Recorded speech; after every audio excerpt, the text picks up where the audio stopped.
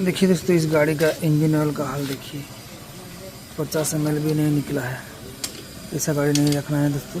देखिए गाड़ी इतना महंगा है लेकिन मेंटेनेंस नहीं है गाड़ी में। यामाहा कंपनी का फेजर बाइक है। देखिए मोबिल कितना कम निकला। देखिए हम लोग अभी देखिए मोबिल फिल्टर चेंज करेंगे और मोबिल चेंज करेंगे। देखिए कैलिबर का मोबिल फिल्टर लगेगा इसमें, और मोबिल हम लोग 1040 का डालेंगे। देखिए 1 लीटर का है। इसका प्राइस देखिए 545 रुपया है।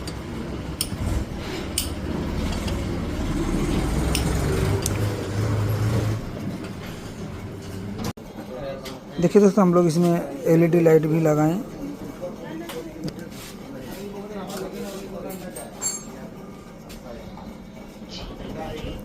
ऐसा है दोस्तों, अब भी LED लाइट लगा सकते हैं। और यहाँ पे हम लोग इंडिकेटर जेन्युइन डालें। यामाहा कंपनी का 180 रुपये प्राइस है। चलिए मिलते हैं नेक्स्ट वीडियो में।